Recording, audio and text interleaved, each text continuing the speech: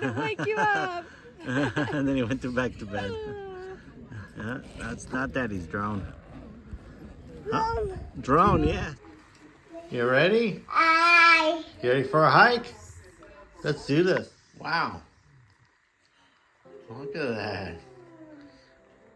Watching our favorite YouTube channel in Norway, Edlin. So later in the video, I'm going to do a full tour of this Airbnb stayed and also why we chose it. So please stay tuned to that.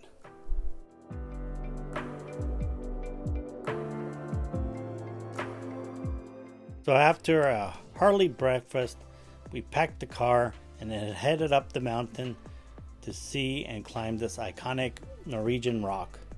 It's okay. You guys ready for a hike? Getting ready? Yeah, Adeline, you're ready. You got your water? Awesome. Here we go. That's where we're hiking up to. Oh, drinking water already? Matthew. Yes. So here you'll find bathrooms, and this is where at the parking lot where you pay for parking. It's I paid $24 US to park there, and you pay on your way out. It's pretty cool, huh? The bridge. Okay. So this is where we are. It's a 2.5 mile hike all the way to the top. So it feels comfortable how it is? 1,100 feet elevation gain. You guys ready? All right. Let's do this. Just stop Start your for a minute. Strava. I forgot. We're going the wrong way. We got to go up there. Got to go all the way up here. It's steep, isn't it? It is. First part is steep. Still go further up. Yep, up we go. Now back at the parking lot, I do want to mention that there is a hotel that you can stay the night if you want to hike early in the morning. I don't know what the prices are, but I'm sure they're reasonable.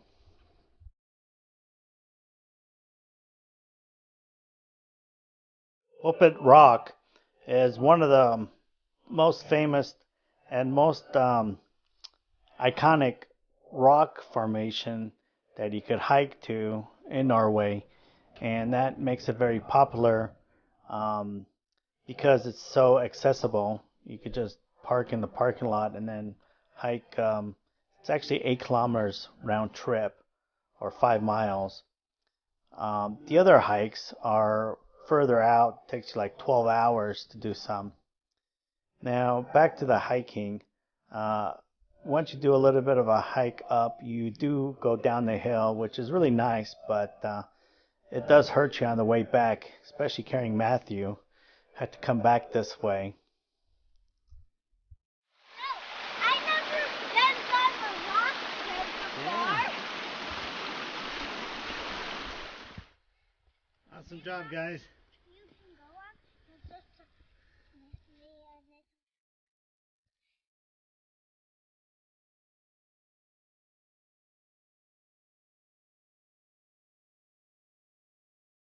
They say that going up these stone stairways at the beginning of the hike is the toughest part. Then it evens out a little bit. You go through the swampland, and this boardwalk is easy on your feet. Personally, I found the whole hike difficult. Maybe the fact that I had a baby on my back. I weighed about 20 pounds. And maybe the fact that I've eaten at McDonald's too many times. And I'm about 40 pounds overweight. What are you doing back there? Doing good, Matthew? Can you see? Ah, this is a good hike. Look, there comes Mommy and Hedlund. Close. Here comes a big group behind us. After catching your breath, walking in the meadow, you start climbing again. And they have these steps made out of stones. And the Norwegians had sherpas from Nepal come all the way here and helped build these steps. So that's kind of amazing. Now, this place gets about 300,000 people a year visiting, and during the peak in the summer, you can have up to 5,000 people climbing up here in a day. So later on, I'll share some tips to avoid these crowds. Poor Daddy gets past us. Come on, Daddy, to hurry up. Well, I should. That's to hurry up. Okay. How you doing, Matthew? But once you're finished with all those steps, you kind of get to this little plateau, and you want to stay to your right, and it's the first time you get a view of the Norway fjords. When you stay to the right, you just continue going up, and there's actually a few more steps. What's neat, as you can see there on that rock, they have a map that tells you where you are. It's a good way to motivate you and keep you moving.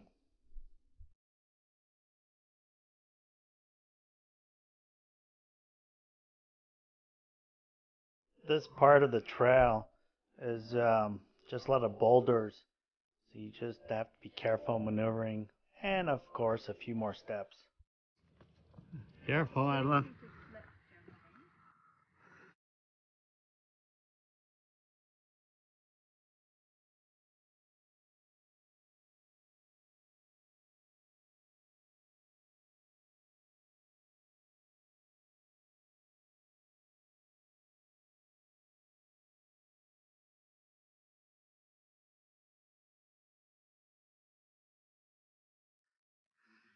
It's nice to cut these steps in for us.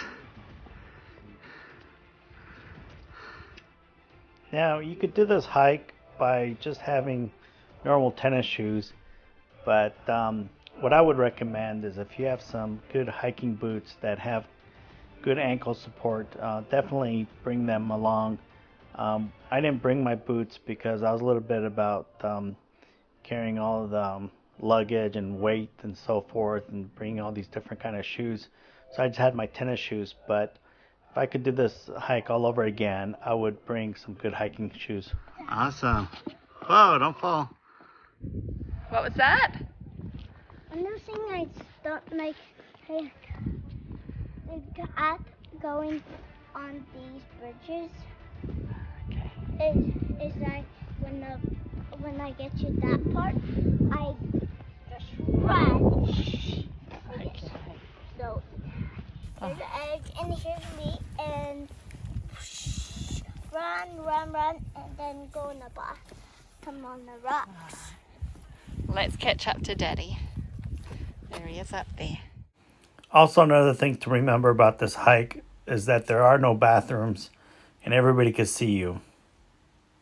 But the place does have a shelter that looks like a bathroom, but it's not. Yeah.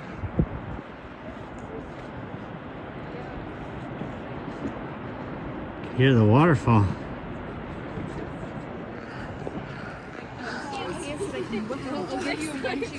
Pretty cool.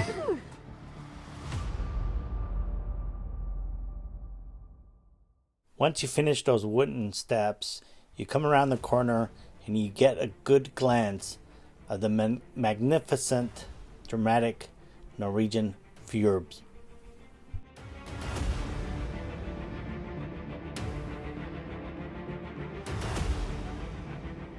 Hey guys, almost. Together.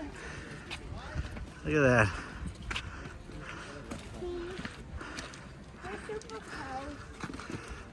It took us 2 hours to get up there, and that's going with 2 kids. Now you could go further up, and you can get some beautiful views of this magnificent rock, but I was way too tired to do that. Did it wake you up? And then he went back to bed. That's not Daddy's drone. Drone, yes. It's not. Yeah, they had signs saying no drones, and I read beforehand that drones are not allowed up here, so I didn't even bother to bring mine, but it was really annoying to hear one above you. I wish they would have given that person a ticket if they were able to find him, but they weren't able to.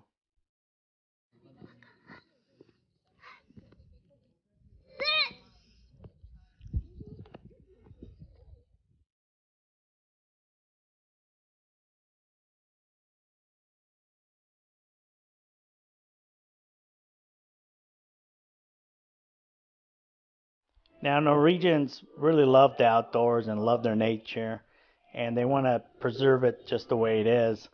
So you will not find any kind of safety rails along the trail, so you can fall and die if you're not careful. So yeah, just be careful when you do that. Adeline was brave and wanted to look down. Of course, Mommy held her hand really tight. How is that, Adeline?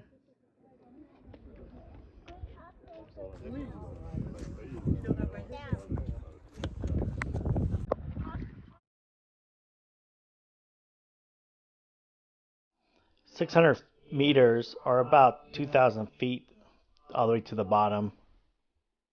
After having lunch up there and spending about an hour, it was time to head back down.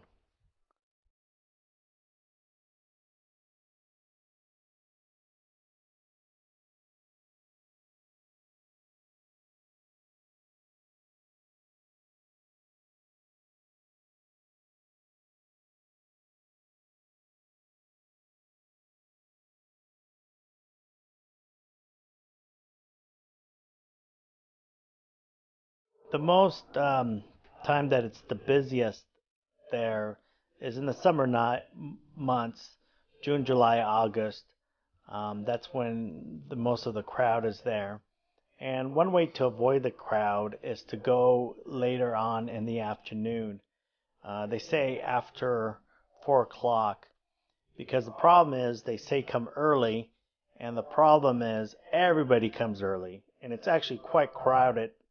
By 8 o'clock, it's even hard to find parking, and they actually shut down the parking for a while just to get people cleared out. And that's when you might have to go down the mountain and spend some time in this beautiful little town of Jorblund, where we stayed. So if you come in the afternoon, around the evening time, you have a better chance not having so much crowds. And my feet were wobbling. I was so tired, but it was nice that Matthew decided to take another nap again. Adeline did awesome. For a 5-year-old, she had a lot of energy with all that hiking. Splash. No, let's go find another place where I can put this rock. And they'll make a big splash. So the whole hike took us 5 hours there and back. Another little tip is bring a flashlight, or as my New Zealand wife would say, a torch, if you do go in the evening, just in case it gets dark. At the very end, we saw this aerial digital map. It was actually kind of cool to see. So after a long day hiking, we headed back to our Airbnb in this nice little seaside town and had dinner. Now, the reason why we chose this Airbnb, as you could see here in the video, is the location. It's only a 10-minute drive to the parking lot where you go to Pulpit Rock, which that is really was a big selling point for me. The next nearest city, I should say, is Stavanger. I think I'm pronouncing it correctly. And that's another 30 minutes from here. You could stay there also. They have a lot of hotels and Airbnbs. But what I liked about this little town was the fact that it had everything that you needed. There was really great restaurants really close. You could see there far in the distance, they even had a Kiwi grocery store, which was like a 1-minute drive from our place. And so we were able to get groceries, restaurants. I'll put a link in the description in this video for this video with the location of this Airbnb. So if you want to stay here, I highly recommend this place. The host was really nice too. Told us about all the great places to visit here. So we really enjoyed our stay. We stayed here 2 nights, and it cost us about $157 per night. Obviously a little cheaper because off season. Okay, here's a little quick tour of where we stayed. Lockbox, entry. One thing we like is to take off your shoes. This is bedroom number 1. Very comfortable beds. Living room, nice and spacious. They have YouTube, internet. Internet's pretty quick here. Here's bedroom number 2. Kitchen. Has everything you need in the kitchen. Bathroom, washer and dryer. Really enjoyed our stay here. All right, honey, ready? Let's go. Well, thank you for watching our video. If you like this video, give it a thumbs up. And if you like this kind of content, please consider subscribing to our channel. Next week, we take a boat ride right in the Fern. I can't pronounce the region words, but it's right where we climb Pulpit Rock. Right below it, we take a boat ride on a cruise, and we have a lot of fun. So stay tuned, and we'll see you guys all next week. Thank you for watching, and like always, keep